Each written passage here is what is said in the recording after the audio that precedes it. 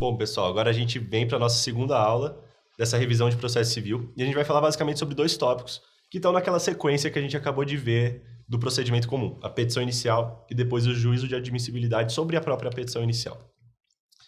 Então, como eu falei na outra aula, a petição inicial ela tem que seguir os requisitos dos artigos 319 e 320 do CPC. Se você ainda não leu, eu sugiro que você pause agora e dê uma lida nesses requisitos.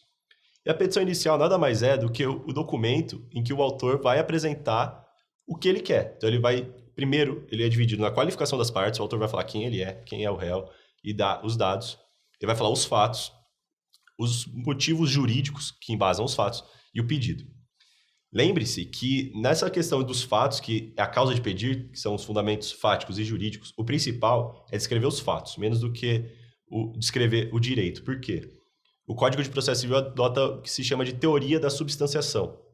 Ele entende que se você apresenta os fatos para o juiz, mesmo que você não apresente o artigo de lei, a súmula, ou que apresente errado, o juiz conhece o direito e ele vai te dar o que você precisa. Então, o principal é falar sobre os fatos. É óbvio que a petição inicial, o ideal é apresentar qual artigo de lei embasa, uma súmula, etc. Mas o principal são os fatos pela teoria da substanciação. E, ao fim, os pedidos. O pedido ele deve ser sempre certo e determinado, para respeitar o princípio da congruência ou adstrição. O que isso significa?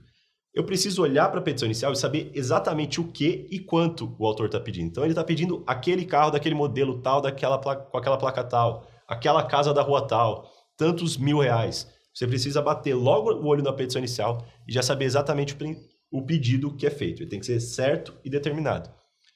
E por que o princípio da congruência ou adstrição? Porque o juiz, lá na frente, quando ele der a sentença, ele não pode dar mais ou falar a menos do que você pediu. Ele tem que dar exatamente o que você pediu, ou menos, mas desde que ele explique o motivo. Então você precisa falar, eu quero R$30.000, porque a partir disso o juiz não pode dar 40 mil, ou se ele der 20, ele tem que explicar porque ele não deu os 30, por exemplo. Então, lembrando, o pedido tem que ser certo ou determinado. Porém, existem 3 situações que o código admite que o pedido seja genérico, e elas são bem lógicas, faz sentido, porque vocês vão perceber que em todas elas é impossível ou extremamente difícil que o autor logo de cara fale exatamente o que ele quer, que ele quantifique, que ele determine exatamente o que ele vai pedir.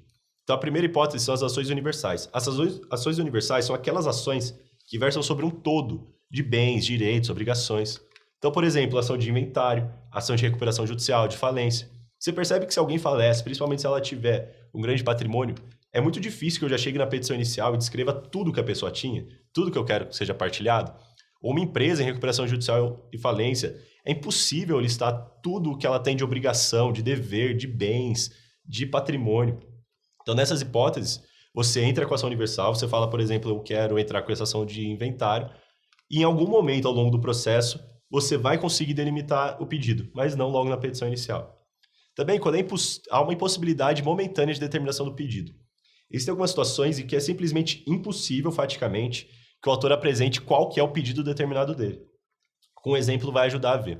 Então, suponha que alguém é uma vítima de um acidente, e ela ainda está em recuperação, então a pessoa ainda está no hospital, e ela não sabe ainda quanto tempo ela vai ficar no hospital, então quanto ela vai ter que gastar com esses cuidados médicos. Ela não sabe quais remédios ela vai precisar tomar, se ela vai precisar de fisioterapia, de psicóloga, de fonoaudióloga, enfim, ela ainda não sabe os custos que ela vai ter, quanto tempo ela vai ficar sem trabalhar. Se a gente tivesse que esperar a pessoa ter a possibilidade de determinar o pedido, a gente estaria afastando o acesso à justiça a ela. Ela simplesmente não conseguiria entrar com o processo enquanto toda essa situação fática dela se resolvesse. Então, nessa situação, é possível que haja um pedido genérico no primeiro momento, que vai ser delimitado ao longo do processo. Então, a pessoa entra com o processo e fala, olha, eu fui vítima de um acidente, eu quero todos os danos materiais e morais que eu sofri. Só que eu ainda estou sofrendo e eu não consigo determinar. Isso é perfeitamente possível, porque é exatamente ao longo do processo que você vai delimitar.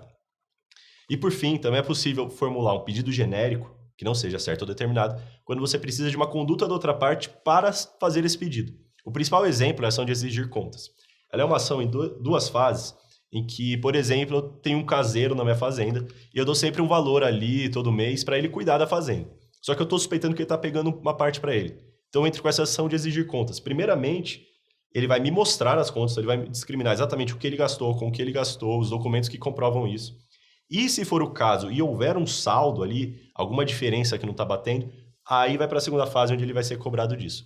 Então você percebe que no primeiro momento eu não tenho como dizer se ele me deve algo ou caso ele me deva quanto é. Primeiro eu preciso que ele faça algo para que eu possa ver, que é exatamente exibir as contas.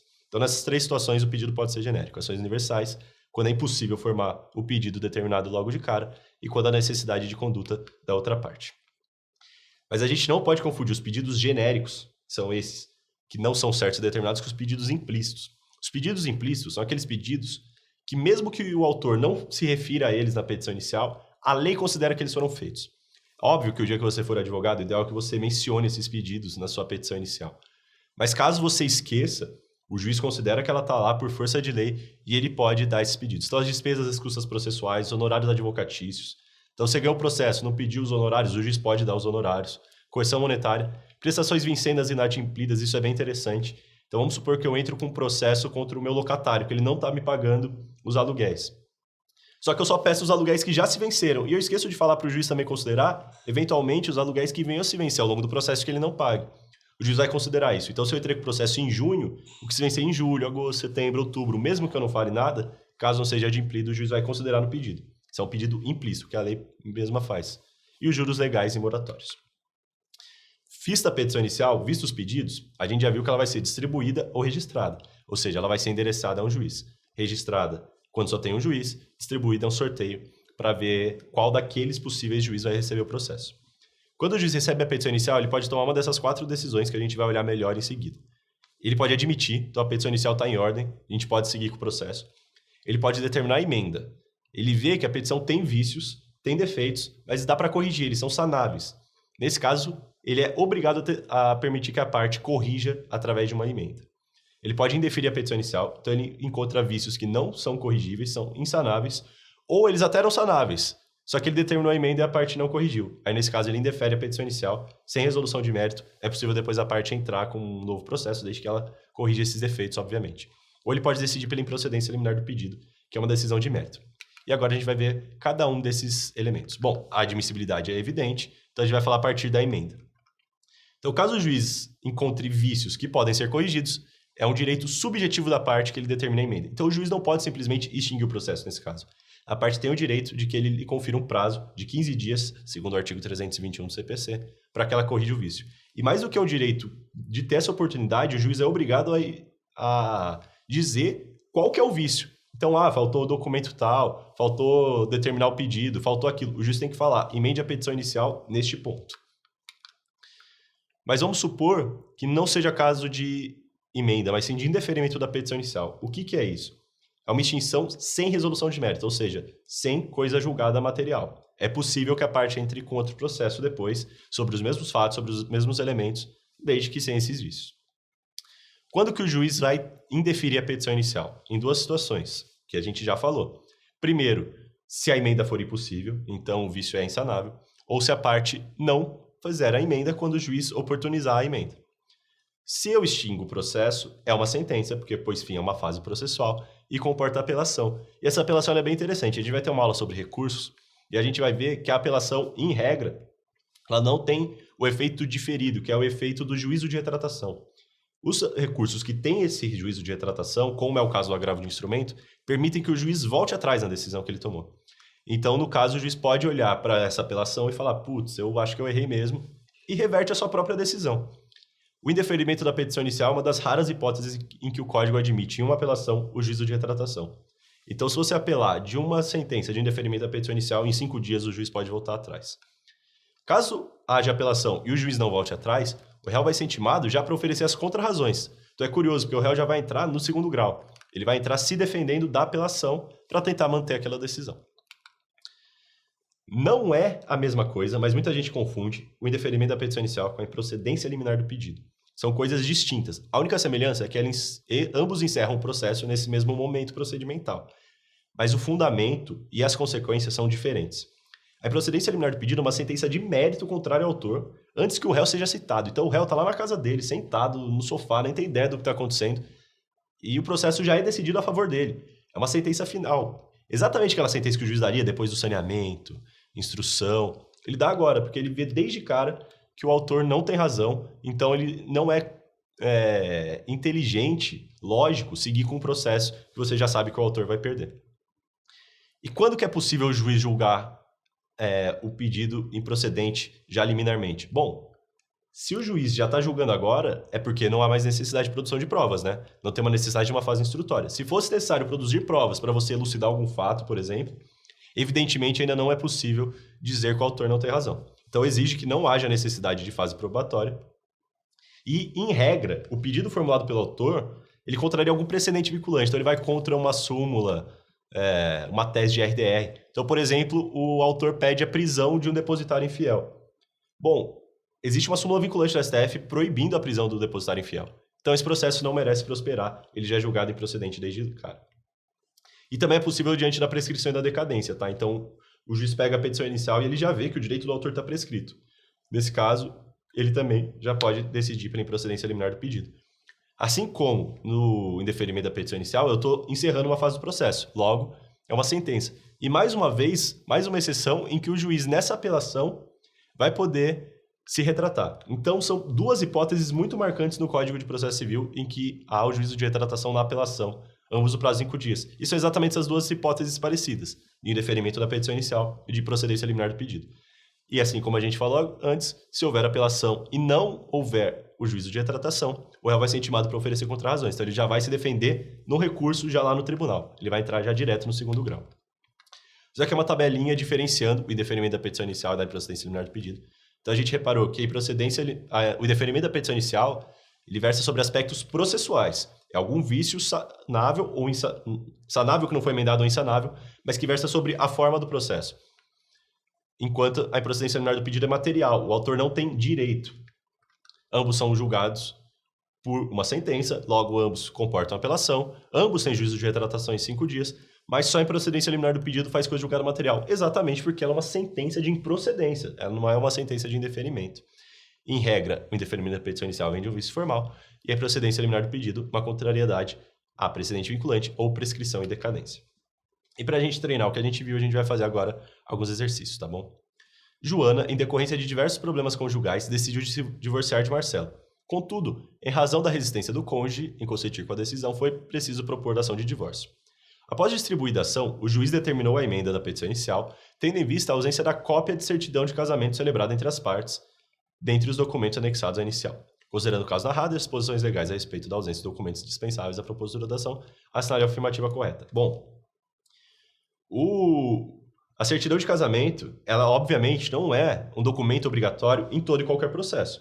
Se eu vou entrar com um processo com uma cobrança de uma dívida porque alguém bateu o carro em mim, eu não preciso comprovar se eu sou casado ou não preciso mostrar minha certidão de casamento.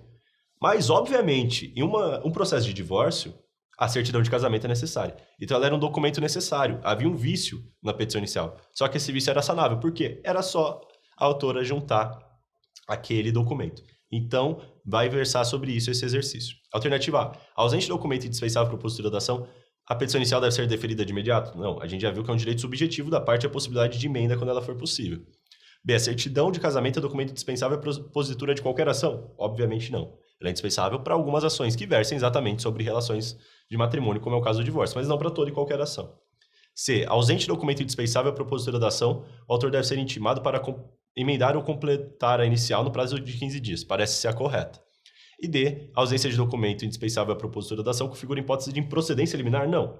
Primeiro que se a gente considerasse, o código considerasse que já pode extinguir aqui o processo, seria indeferimento da petição inicial e não improcedência liminar, porque improcedência liminar é uma decisão de mérito. E no caso, apenas um vício processual. Então, alternativa correta, alternativa C. E mais um exercício para a gente. Um advogado elabora uma petição inicial em observância aos requisitos legais. Da análise da peça postulatória, mesmo se deparando com controvérsia fática, então olha aqui a decisão, existe uma controvérsia fática, era necessário uma instrução de julgamento para a gente entender como os fatos ocorreram. O magistrado julga o pedido improcedente liminarmente. Já há um erro do que o magistrado fez, né? Lembra? Para ele poder julgar um pedido com uma improcedência liminar, ele precisa que não haja possibilidade de instrução de fase instrutória, de produção de provas. Ele precisa que já esteja tudo comprovado, o que não é o caso.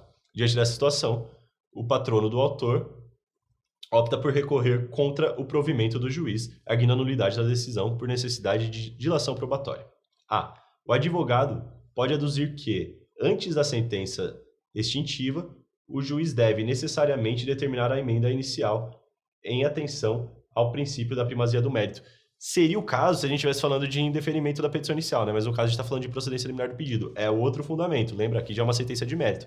O problema é que o juiz tinha que determinar a produção de provas, né? Porque ainda não estava tudo comprovado para ele decidir assim.